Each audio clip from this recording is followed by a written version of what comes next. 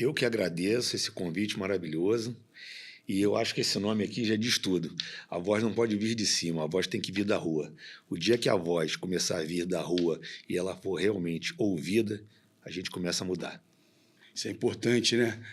A rua fala, ela fala alto e a gente precisa aqui estar com o ouvido bem atento para escutar a rua, porque, como o senhor disse, quando vem da rua, a gente sabe que vem com força, vem com coração, vem com emoção, né? Vem. E pode fazer um estrago. Faz um estrago, é verdade. Luiz, o que te motivou a entrar na política, cara, após tantos anos de experiência aí na área privada? Boa pergunta. E a gente acha que é mais tranquilo, né? Eu posso dizer que com certeza eu tinha uma vida muito mais tranquila, né? Às vezes eu me acho meio louco, às vezes eu me pego assim, o que eu estou fazendo aqui? Né? Acho que eu vou voltar para a iniciativa privada. Eu fui gestor muitos anos, né, de uma das maiores escolas de natação do Rio de Janeiro, né, do Brasil até, que é a Tubarão Natação, e aprendi muito sobre gestão, muito sobre pessoas. E esse tempo todo eu achei que eu nunca mais ia sair de lá. A política ela veio entrando meio que aos poucos, né? Eu fui convidado por um político de renome, um cara que eu tenho uma admiração absurda, né? Que é o deputado federal Pedro Paulo. Foi ele que acabou me introduzindo à política ali. E quando ele fez o convite, eu achei que era um chamado, não tinha mais como recuar. E ingressei tanto na parte política, como imediatamente já fui logo para a prefeitura para trabalhar com projetos. E, cara, é uma mosquinha que depois ela fica ali perturbando. Quem entra é difícil de sair. É difícil de sair. Pô, legal, cara. E já tem muitos anos que o senhor está nessa vida política? Sim, hoje sim. Nós podemos dizer que eu estou na política efetivamente desde 2012. Eu fiz parte da campanha da prefeitura do Rio de Janeiro, quando o Eduardo Paz veio para sua reeleição, e desde então nunca mais eu saí. Mesmo assim, ainda tentei ficar na parte de gestão pública, né? Privada. Mas a política ela foi tomando e eu fui começando a ver a mudança na vida das pessoas, que a gente realmente conseguia, aquilo me encantou. Isso me move até hoje, entendeu? Isso me move até hoje. Quando a gente consegue realmente realizar alguma coisa, isso mexe e faz com que toda aquela desistência, todo aquele problema que eu encontre, me faça querer continuar na política. Mudar vidas tem um sabor especial, né? Absurdo, absurdo. Eu tenho histórias muito, muito importantes assim na minha vida que me fazem achar que eu ainda estou no caminho certo. Isso é maravilhoso, Luiz. E como que é coordenar projetos sociais lá de dentro da prefeitura?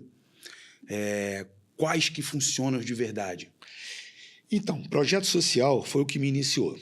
Eu comecei fazendo as campanhas políticas, mas logo em seguida eu acabei indo trabalhar com o atual subsecretário de esporte do município, professor Marcelo Barbosa, um cara também absurdamente inteligente, que conhece projetos como ninguém nesse Rio de Janeiro. Acho que é um dos caras mais preparados para lidar sobre projetos sociais no Rio de Janeiro, né? E principalmente projetos esportivos.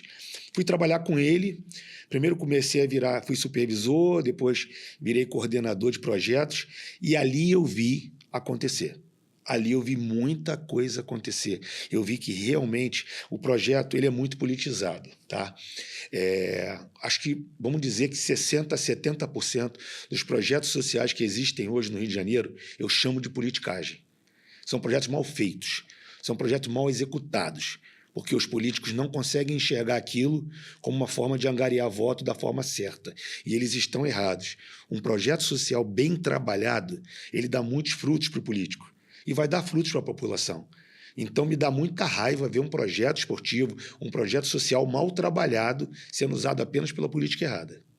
Ou seja, tem projeto que funciona e também tem muito projeto que a gente acaba enxergando essa politicagem, né? Perfeito.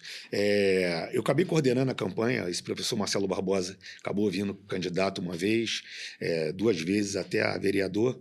Por quê? O que acontecia com a gente? Nós identificávamos um projeto social que não estava funcionando, as pessoas não tinham os alunos, os professores não compareciam, e nós íamos lá para fechar esses projetos. E o que acontecia? Esses projetos geralmente são ligados a políticos. Esses políticos gritavam, iam para cima do prefeito, iam para cima do governo, de quem fosse, e faziam o que queriam a nossa cabeça, né? Ah, vamos acabar com esse cara, mandar esse cara embora. Quem é esse cara para querer fechar o nosso projeto? Só que os projetos deles não funcionavam. Aquilo ali motivou a gente a querer vir candidato. Eu, no caso, não. Ali eu acabei coordenando a campanha. Mas por quê? A gente já não aguentava mais essa politicagem. E a gente via ali na ponta, no front, você consegue ver o que um projeto bem executado pode fazer mudar. Eu posso te dizer, eu posso te dar um exemplo aqui que eu não esqueço nunca na minha vida. Aqui, quando eu fui coordenador do projeto Reforma Olímpico, que é um projeto que funcionou muito bem na prefeitura, eu fui coordenador aqui na P4, na 8ª CRE. E no Rio das Pedras, quando a gente... E existiu uma falha, que eu digo que existe uma falha em projetos, quando você monta um projeto desse, você não bota nem o psicólogo, você não bota um assistente social, você não está indo para dentro da casa dessas pessoas, você não está conhecendo a fundo os seus alunos.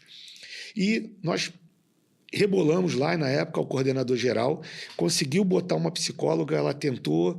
Por quê? Como é que funcionava o projeto? Você tinha que estar na escola. Então, você tinha que ter a documentação da escola, mostrando que você estava na escola, você tinha que ter a documentação. Então, já começava a identificar um monte de crianças e de adolescentes que não tinham nenhum registro, não tinham certidão de nascimento. E a gente identificava isso. Outras que estavam fora da escola. E nesse dia, ela me chamou. Lu, eu queria falar com você. Nós estamos com um problema. Nós temos 2 irmãos. Um trouxe toda a documentação e está apto para o projeto, e o outro não. Aí eu falei, e aí? Ela, nós fomos na casa tentar descobrir o problema. Olha o que elas depararam lá quando chegaram. Primeiro, uma insalubridade absurda. Essa mãe não conseguiu matricular esse filho menor, porque um filho, ela morava no Rio das Pedras, um filho estudava quase em frente, o mais velho. E o menorzinho não teve vaga para estudar aqui. A única vaga que achou foi em Madureira. Então, a mínima condição, e ela estava com tuberculose. Meu Deus do céu, cara. Ou seja, a casa de um jeito, então a gente ali tentou mudar de um jeito, conseguimos atendimento para essa pessoa, para essa mãe. Depois que ela melhorou, nós fomos nos empresários da região, Casas Bahia, ela acabou indo trabalhar numa empresa como faxineira. Ou seja, aí eu pergunto a você, a criança conseguiu a vaga aqui na 8ª CRE, na 7ª CRE, conseguiu começar a estudar, nós arrumamos um emprego e conseguimos a cura. Eu te pergunto, será que o projeto social mudou a vida dessa pessoa? Demais. Mudou por completo, podemos dizer assim. Exatamente. Transformou isso. a vida da pessoa. Exatamente isso, cara. E esse, na verdade, é o real intuito de um projeto social. É transformar vidas, impactar positivamente, não é verdade? Perfeito, perfeito. E hoje me dá muita raiva. Eu não tenho como dizer outra palavra, não. Eu teria outras palavras para usar. Mas aqui nós somos educados, né?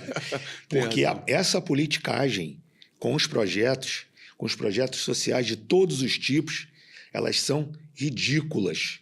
Tá? Precisa estar na mão de políticos sérios, de coordenadores sérios. Esses projetos precisam mudar realmente a vida das pessoas, principalmente dentro das comunidades. Principalmente dentro das comunidades. Exato. E não é o que a gente vê na prática, né? Não, não é. Então, assim, a gente fica feliz de saber que existem pessoas como você que estão lutando para que essa promessa de transformar a vida venha se cumprir através de projetos sociais. Cara, eu não digo que... eu sou apenas uma formiguinha, né? Eu sou apenas uma formiguinha. Hoje, graças a Deus, eu estou trabalhando com um deputado estadual que é muito voltado, que é o deputado Tiago Santos, né? O nosso famoso TH Joias, que a vida inteira ele fez isso pelas crianças, ele tentava ajudar. Mas ele tentava ajudar como CPF. Né? E aí, agora que ele está dentro tudo mais, esse é um dos focos muito importantes que a gente vai buscar. Por quê? Os ídolos hoje nas comunidades são outros. A gente precisa mudar essa realidade. Eu sou de uma época onde... Eu sou vascaíno, tá? Sou vascaíno, ninguém... Não é, aqui ainda bem que eu não tenho plateia para querer me zoar. Mas na minha época de garoto, eu queria ser o Roberto Dinamite, eu queria ser o Zico. Então, a gente queria ser um jogador de futebol. Depois eu cresci, eu queria ser o Nelson Piquet, o Ayrton Senna, né? São os meus ídolos. Gustavo Kuerten. quem são os ídolos da juventude de hoje, dessa molecada. Então, o projeto, o esporte, a cultura, elas mudam a vida das pessoas de verdade.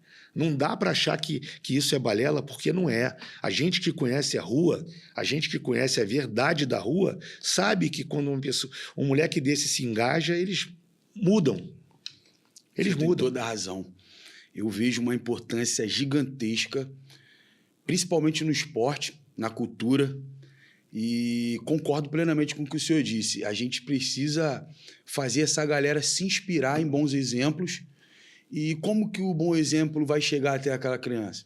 É através de um projeto social, através de uma oportunidade dele conhecer um mundo aqui fora. Coisas que, com o trabalho sendo bem feito, a gente sabe que pode chegar, elas podem conseguir esse acesso, né? É isso. Se eles não podem vir até o projeto precisa ir até eles.